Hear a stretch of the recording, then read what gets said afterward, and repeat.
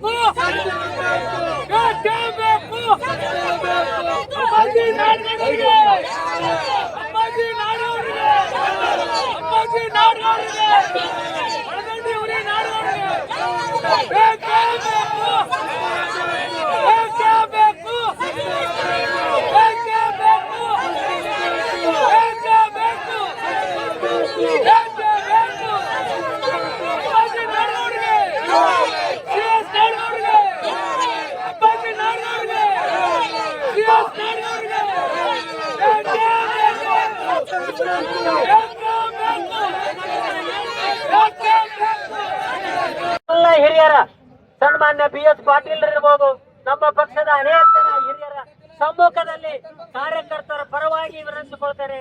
ನಮ್ಮೆಲ್ಲರ ಸಾಮೂಹಿಕ ರಾಜೀನಾಮೆ ನಿಮ್ಮ ಮೂತಿಗೆ ಬಿಸಾಕ್ಲಿಕ್ಕೆ ನಾವು ತಯಾರಿದ್ದೇವೆ ಅಂತಕ್ಕಂಥ ಮಾತನ್ನ ಹೇಳಿಕ್ಕೆ ಇಷ್ಟಪಡ್ತೇನೆ. ಇಲ್ಲಿ ಕಾಂಗ್ರೆಸ್ ಇಲ್ಲದೆ ಇದ್ರೆ ಕಾಂಗ್ರೆಸ್ ಎಲ್ಲಿತ್ತು? ದೇಶಮುಖರ ಕಾಲದಲ್ಲಿ ಕಾಂಗ್ರೆಸ್ ಅತ್ಯಂತ ಅಭಿಮಾನವಾಗಿ ಇವತ್ತು ಬಂದು ಅಪ್ಪಾಜಿ ಅಪ್ಪಾಜಿ ಅಂತಾರೆ. ಅದರ ಅರ್ಥ ಇಷ್ಟೇ, ಅವರು ಎಲ್ಲ ಜಾತಿಯ, ಎಲ್ಲ ಧರ್ಮದ, ಎಲ್ಲ ವ್ಯಾಪಾರಸ್ಥರ ಒಂದು ಪಕ್ಷಾತೀತವಾಗಿ ಆಡಳಿತ ಮತ್ತು ಅವರ ಮನೋಭಾವನೆ ಇವತ್ತು ಜನರ ಮನಸ್ಸನ್ನ ಗೆದ್ದಿದೆ. ಈ ರಾಜ್ಯದಲ್ಲಿ ಒಬ್ಬ ಶುದ್ಧ ಹಸ್ತ ರಾಜಕಾರಣಿಯನ್ನ ತಮ್ಮ ಸಂಪುಟದಲ್ಲಿ ಮಂತ್ರಿಯನ್ನಾಗಿ ಮಾಡಿ ಮುಂದಿನ ದಿನಮಾನದಲ್ಲಿ ಒಳ್ಳೆಯ ಆಡಳಿತವನ್ನ ಕೊಡ್ಲಿಕ್ಕೆ ಕೊಟ್ಟ ಮಾತಿನಂತೆ ಕಾಂಗ್ರೆಸ್ ನಡ್ಕೊಳ್ಬೇಕು ಅನ್ನುವ ಏಕೈಕ ಉದ್ದೇಶದಿಂದ ಸ್ವಯಂ ಪ್ರೇರಣೆಯಿಂದ ಸಾವಿರಾರು ಜನ ಇವತ್ತು ಸೇರಿದ್ದೇವೆ. ಮುಂದಿನ ದಿನಮಾನದಲ್ಲಿ ಈ ಒಂದು ವ್ಯವಸ್ಥೆಗೆ ನಾವು ಮುನ್ಸೂಚನೆಯನ್ನು ಕೊಡ್ತಾ ಇದ್ದೇವೆ ಅಂತಕ್ಕಂಥ ಮಾತನ್ನ ಹೇಳಿ ಜೈ ಹಿಂದ್, ಜೈ ಕಾಂಗ್ರೆಸ್. ಜಿಲ್ಲೆಯಲ್ಲಿ ಕಾಂಗ್ರೆಸ್ ಎನ್ನುವುದು ಶಬ್ದನೇ ಇದ್ದಿದ್ದಿಲ್ಲ. ಅವರ ಬೆಳಗ್ಗೆ ಬಂತು ಬರೇ ಜನತಾ ಪಕ್ಷ ಇತ್ತು. ನಾವು ಜನತಾ ಪಕ್ಷದಿಂದ ಬಂದವರು. ಇಲ್ಲಿ ಅವ್ರಿಗೆ ಯಾಕೆ ಕೊಡ್ಬೇಕಪ್ಪ ಅಂತ ಅಂದ್ರೆ ಅವರು ಸ್ವಾಭಾವಿಕ, ಅವ್ರು ಬಹಳ ಸಂಭಾವಿತ ಮನುಷ್ಯರು. ಅವರು ಈಗ ಸಂಭಾವಿತನ ಬಿಡಬೇಕು ಅನ್ನೋ ಕಸ್ಕೊಳ್ಳೋ ಪ್ರಯತ್ನ ಮಾಡಬೇಕು. ಈಗ ಮುಂದಿನ ದಿನಮಾನದಲ್ಲಿ ಅವರಿಗೆ ಸಚಿವ ಸ್ಥಾನ ಸಿಗದೇ ಇದ್ರೆ ನಾವು ಉಗ್ರ ಹೋರಾಟ ಮಾಡಿ ಮತ್ತು ವಿಧಾನಸಭೆಗೆ ಮುತ್ತಿಗೆ ಹಾಕಿದ್ರೆ ಅಲ್ಲೇ ಸಾಮೂಹಿಕ ರಾಜೀನಾಮೆ ಕೊಡ್ತೇವೆ ಅಂತ ಹೇಳಿ ಎರಡು ಮಾತು ಮುಗಿಸ್ತೇವೆ. ಅಪ್ಪಾಜಿ ನಾಡಗೌಡರಿಗೆ ಇವತ್ತು ಮುದ್ದೇಬಾಳ್ ಬಂದು ಕರೆ ಕೊಡತಕ್ಕಂತ ವಿಚಾರವನ್ನ ಈಗಾಗಲೇ ನಮ್ಮೆಲ್ಲ ನಾಯಕರುಗಳು ಸವಿಸ್ತಾರವಾಗಿ ಹೇಳಿದ್ದಾರೆ. ಮುದ್ದೇಬಾಳಕ್ಕೆ ಮಂತ್ರಿ ಸ್ಥಾನ ಅಪ್ಪಾಜಿ ನಾಡಗೌಡರಿಗೆ ಬೇಕಾಗಿಲ್ಲ. ಮುದ್ದೇಬಾಳಕ್ಕೆ ಮಂತ್ರಿ ಸ್ಥಾನ ಬೇಕಾಗಿರೋದು ಮುದ್ದೇಬಾಳದ ಪ್ರತಿಯೊಬ್ಬ ನಾಗರಿಕನಿಗೆ, ಪ್ರತಿಯೊಬ್ಬ ಬಡವನಿಗೆ, ಪ್ರತಿಯೊಬ್ಬ ದೀನ ದಲಿತನಿಗೆ ಬೇಕಾಗಿದೆ. ಅಪ್ಪಾಜಿ ನಾಡಗೌಡ ಈಗಾಗಲೇ ಮಂತ್ರಿಗಳಾಗೋಗ್ಬಿಟ್ಟಿದ್ದಾರೆ.